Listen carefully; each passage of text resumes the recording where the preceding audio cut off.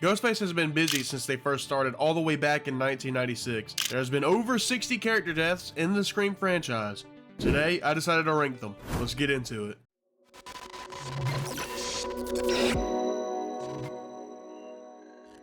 Welcome back, I'm Sippin Ice, and we made it. The finale, for now.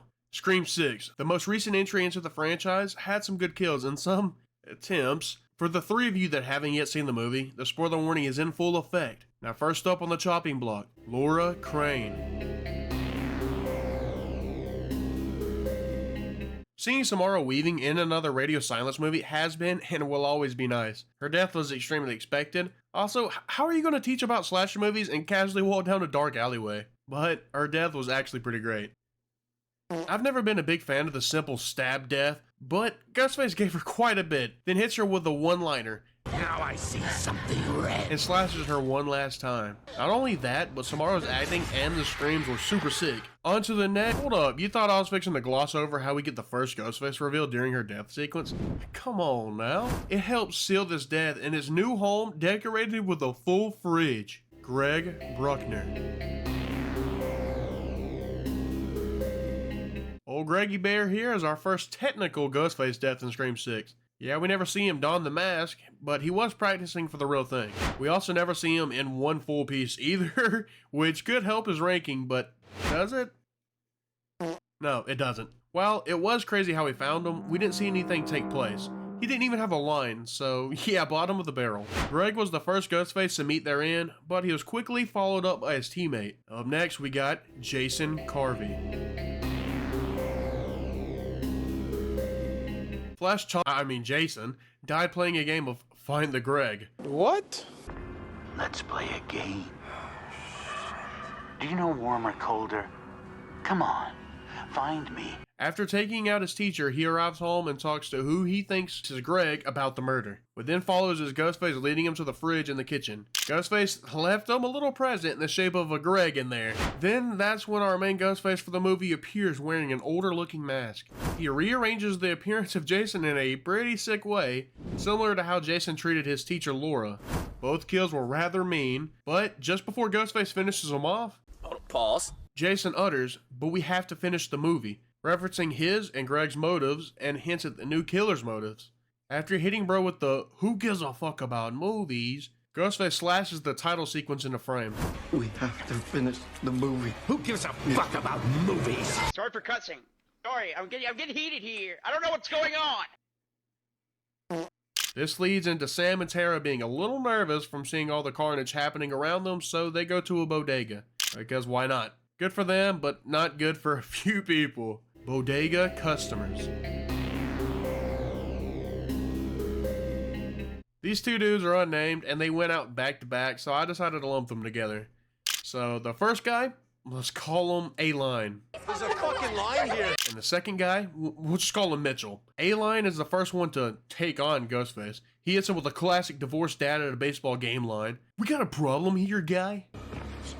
You got a problem here, guy?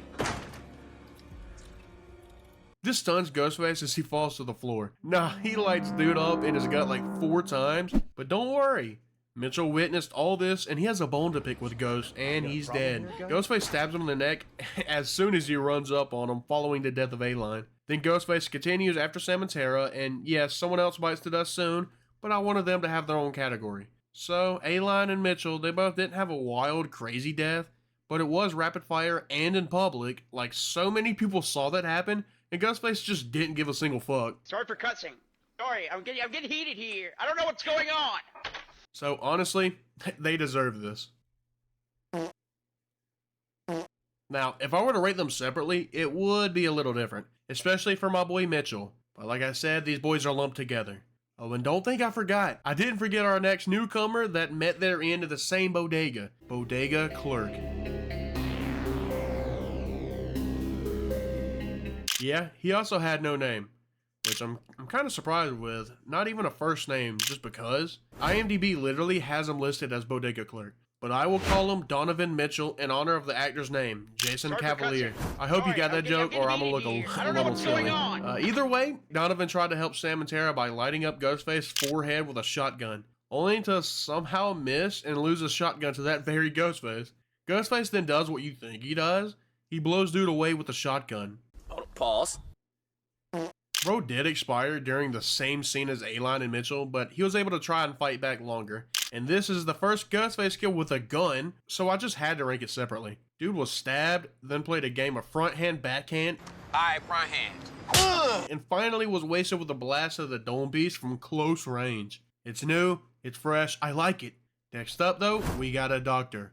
We got Dr. Christopher Stone. I don't know if you've ever seen it, but long ago, before Scream 6 released, I made a predictions video. And well, let's just say I got Dr. Stone well wrong. But he really wasn't in the movie near as much as I thought he would have been. Quick and to the point. It wasn't some crazy kill or anything, and the most brutal part was the knife going through his cheek and him falling back. I will say though, that shot we get of Ghostface through the door is such a badass shot. Speaking of a kill that wasn't crazy or anything special, Paul 2.0. Our boy Paul here. Hi, I'm Paul. Wasn't even the OG. Bro's the second version. We didn't even see what happened to him, we just saw the aftermath. I know, I hate off-screen deaths, and that's what Paul 2.0 had. But I won't lie, I was close to putting it one tier up, just because of the aftermath. Like, bro was caked everywhere. Pause. But at the end of the day, it was just another off-screen death.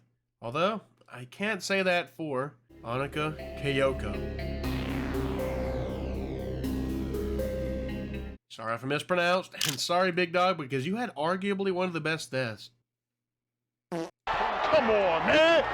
That's too easy! Ghostface literally stabbed her in the gut and went up. Yeah, brutal, and that's not even the end of it. Long story short, the group needs to use a ladder to go from one apartment to the next. People are making a cross, and then it's Annika's turn.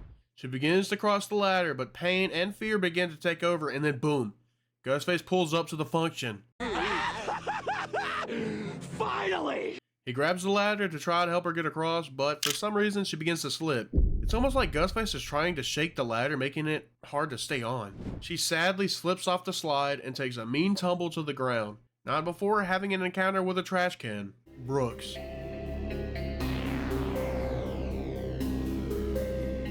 Gail's new boyfriend and, well, in a way, new ex-boyfriend. Quick and clean. He was grabbed and tossed through some shelves at Gail.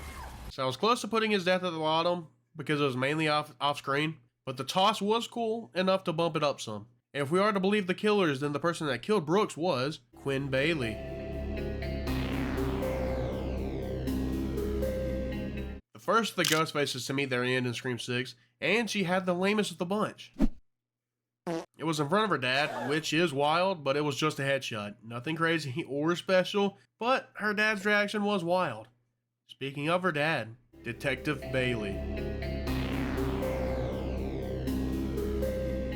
The main Ghostface in Scream 6. Bro got killed by another Ghostface. This time Sam decided to suit up and give Bro a little bit of that Billy Loomis. Sam, in costume, lights up Wayne with a knife like actually 100 times. Bro became an actual pincushion. After a bit of a chit chat with each other, Sam proceeds to stab dude in the orbital cavity of where his ball and chain resides.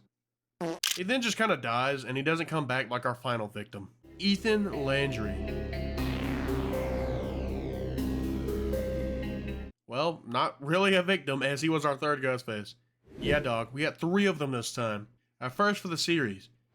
Did it work? Yes and no, but that's a story for another time. Here's a brain tickler. Huh? Did he even die? His death was an homage to Stu. The same TV that fell onto Stu many years ago was also pushed onto Ethan. So, Scream 7 will have Stu and Ethan and maybe Jill. But on a real note, it was okay, nothing terrible, or even special. There we have it. Every character death in the Scream franchise. Do you agree or disagree with my list? Let me know your thoughts in the comments.